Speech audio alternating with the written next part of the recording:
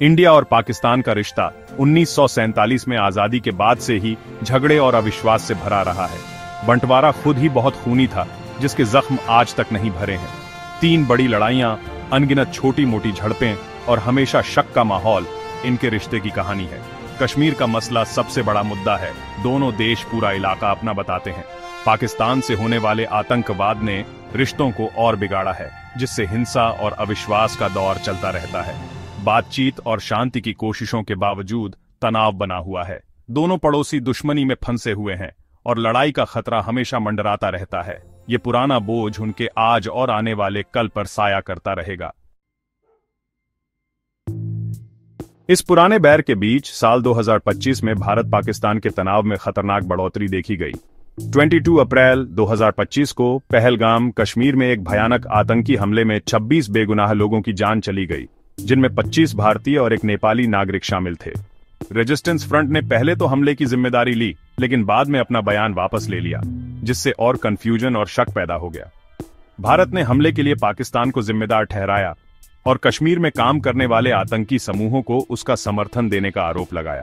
पाकिस्तान ने हालांकि किसी भी तरह की संलिप्तता से इनकार किया और भारत पर इस हमले का इस्तेमाल क्षेत्र में अपने फायदे के लिए करने का आरोप लगाया।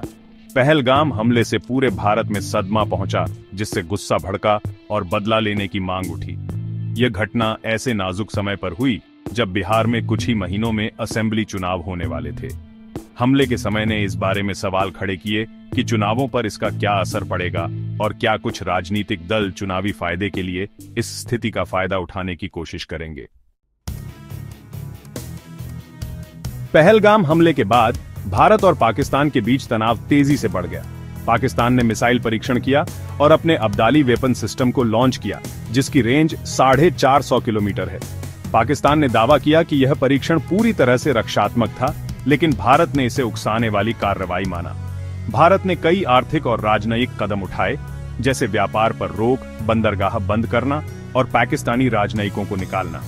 पाकिस्तान ने भी बदले में ऐसा ही किया, जिससे स्थिति और बिगड़ गई। 7 मई 2025 को भारत ने ऑपरेशन सिंदूर शुरू किया और पाकिस्तान में सीमा पार चल रहे कथित आतंकी कैंपों पर हवाई हमले किए। भारत ने कहा कि ये हमले पहले से सोचे समझे थे और भारत पर आगे के हमलों को रोकने के लिए किए गए थे। पाकिस्तान ने हालांकि ऐसे किसी भी कैंप के होने से इनकार किया और भारत पर हमला करने का आरोप लगाया। हवाई हमलों ने दोनों परमाणु संपन्न पड़ोसियों को युद्ध के कगार पर ला खड़ा किया। दोनों पक्षों ने सेना तैनात कर दी और गर्मागर्म बयानबाजी की।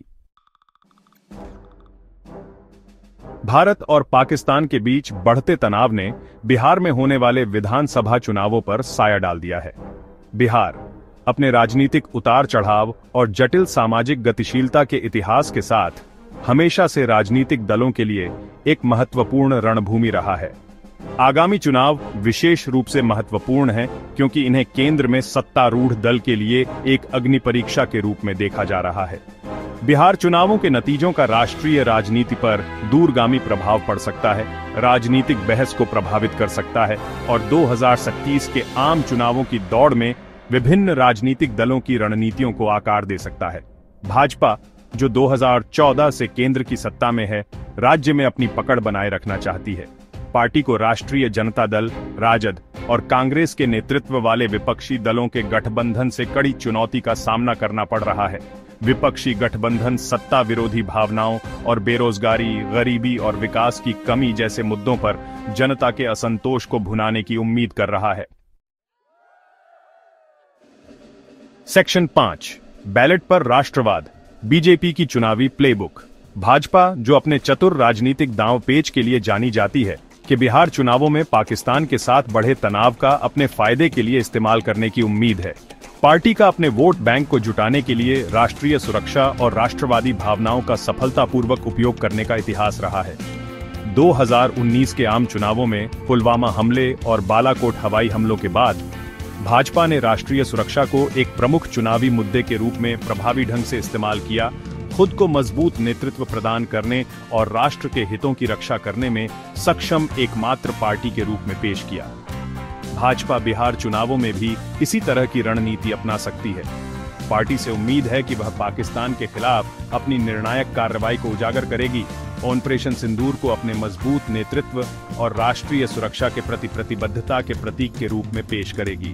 भाजपा की चुनावी बयानबाजी राष्ट्रवाद, देशभक्ति और पाकिस्तान से खतरों का मुकाबला करने के लिए एक मजबूत और निर्णायक सरकार की आवश्यकता जैसे विषयों पर केंद्रित होने की संभावना है।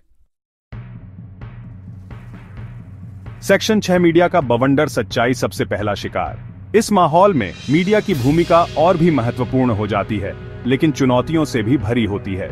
मीडिया की जिम्मेदारी है कि वह जनता को सटीक और निष्पक्ष जानकारी प्रदान करे, जिससे वे सोच समझकर फैसले ले सकें। हालांकि गलत सूचना और प्रचार के प्रसार के बारे में चिंताएं जताई गई हैं, खासकर सोशल मीडिया प्लेटफॉर्म पर, जहां असत्यापित जानकारी आग की तरह फैल सकती है। खबर और राय, तथ्य और कल्पना के बीच की रेखाएं धुंधली होती जा रही है, जिससे नागरिकों के लिए सच्चाई का पता लगाना मुश्किल हो रहा है। पुरानी तस्वीरों और वीडियो को झूठे संदर्भों के साथ प्रसारित करने के उदाहरण सामने आए हैं, जिससे घटनाओं का विकृत बयान सामने आया है। अफवाहों और निराधार दावों को बढ़ा चढ़ाकर पेश किया गया है, अक्सर दुर्भावनापूर्ण इरादे से।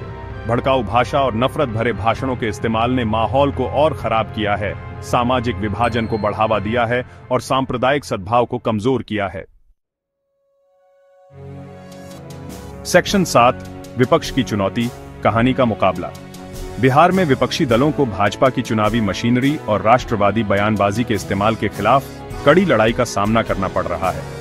विपक्ष को एक ऐसी जबरदस्त कहानी बनानी होगी जो मतदाताओं को प्रभावित करे और उनकी चिंताओं का समाधान करे। विपक्ष के लिए एक प्रमुख चुनौती यह होगी कि वे भाजपा के राष्ट्रवाद और राष्ट्रीय सुरक्षा के बयान में न फंसे, जिससे मतदाताओं का एक वर्ग उनसे दूर हो सकता है।